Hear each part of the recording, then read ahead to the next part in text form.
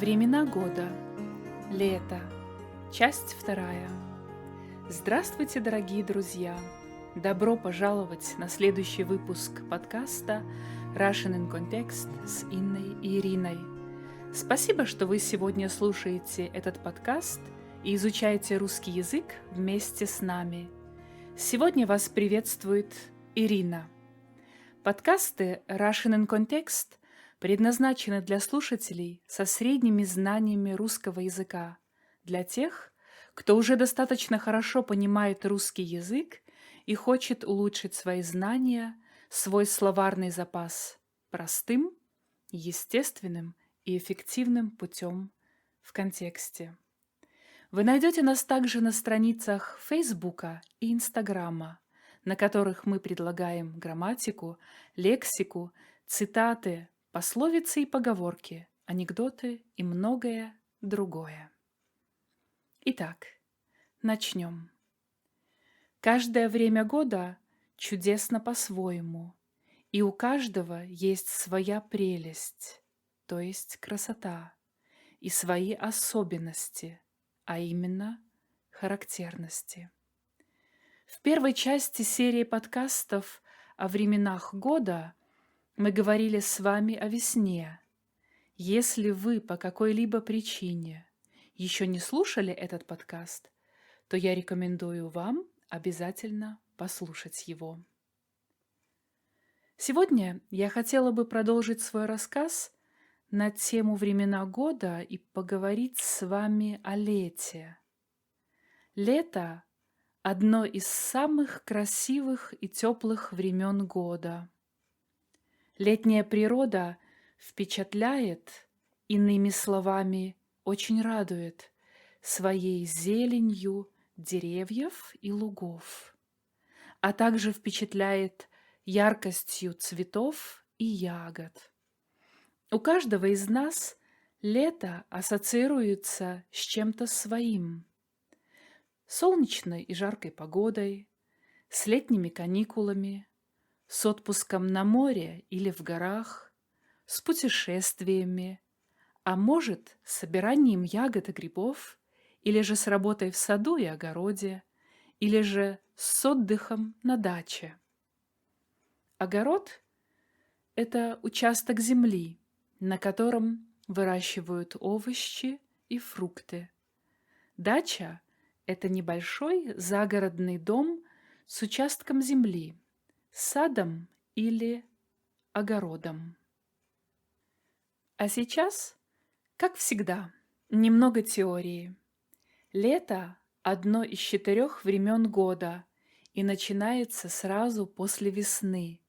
К летним месяцам относятся июнь, июль и август. Первый календарный день лета начинается 1 июня и заканчивается 31 августа и продолжается 92 дня. По астрономическому календарю лето начинается с 21 или 22 июня и заканчивается 22 или 23 сентября. Июнь – разноцвет. Так называют месяц июнь за цветы и краски. В июне цветут самые разные растения и лекарственные травы, а в лесу можно насобирать много спелой земляники.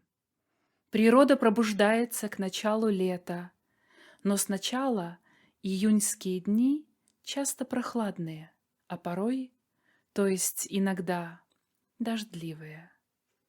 В конце месяца солнце поднимается высоко и начинает греть еще сильнее.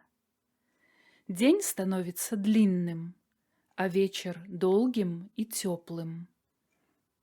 Самая большая продолжительность дня – 17 часов 30 минут, приходится на 22 июня.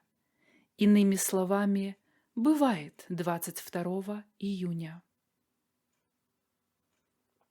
В народе месяц июль называют красным летом, так как в полях и на лугах цветут многочисленные цветы.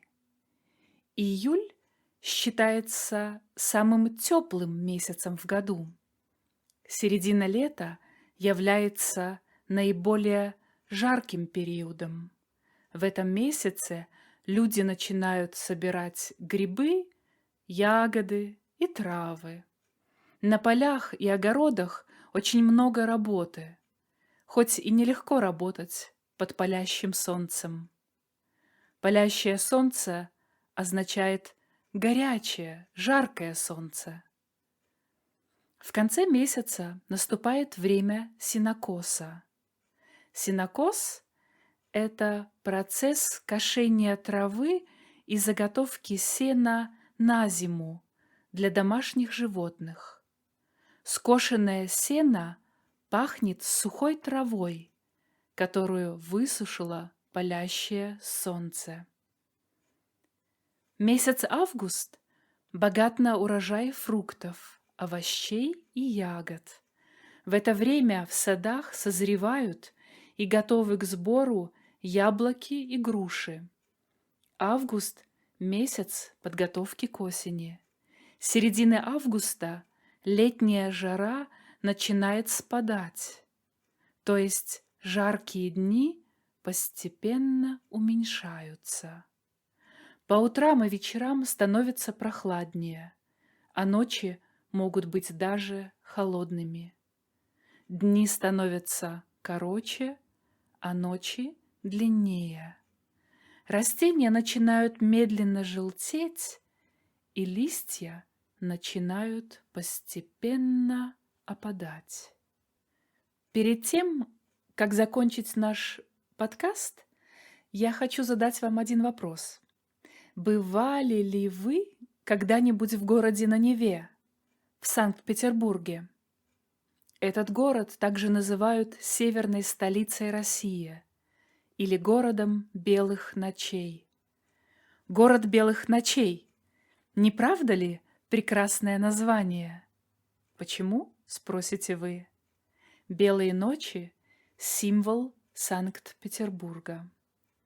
Давайте сначала рассмотрим это природное явление, иначе говоря, природный феномен – белые ночи.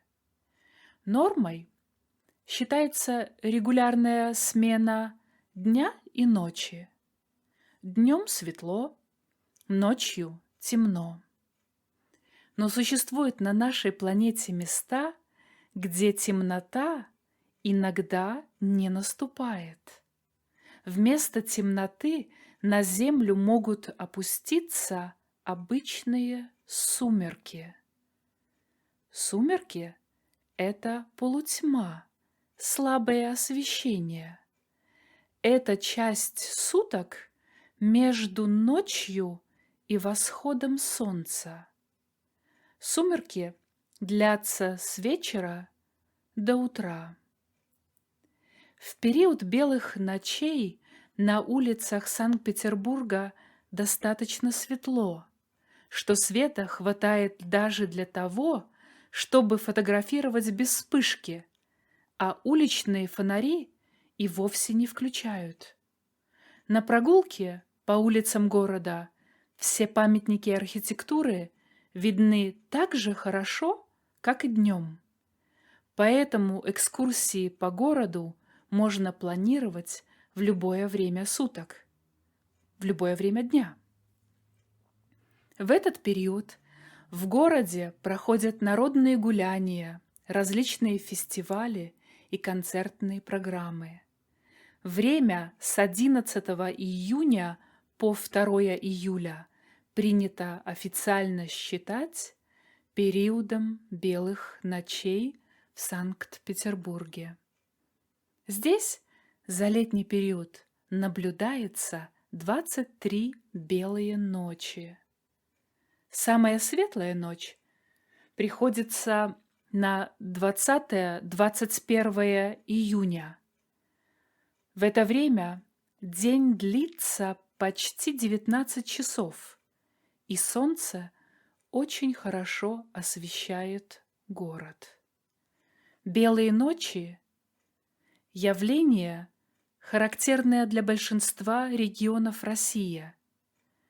Конечно, многие туристы мечтают провести свой летний отпуск в Санкт-Петербурге во время белых ночей. Но полюбоваться явлением белых ночей можно и в других городах России. Полюбоваться означает посмотреть на что-либо с восторгом, с радостью. Жители Москвы могут также увидеть белые ночи, но в столице они не такие светлые, как в других городах. Видели ли вы белые ночи? Может, и в вашей стране есть этот природный феномен? Вот и подошел к концу наш подкаст о лете. В третьей части мы поговорим с вами об осени и ее особенностях. И в заключение предлагаю вам заглянуть на страницу интернета и послушать классическое произведение великого русского композитора Чайковского «Времена года, лето, июнь». Закройте глаза и наслаждайтесь звучанием прекрасной музыки лета. Желаю вам успеха и радости в изучении русского языка с Russian in Context с Инной и Ириной. До скорой встречи!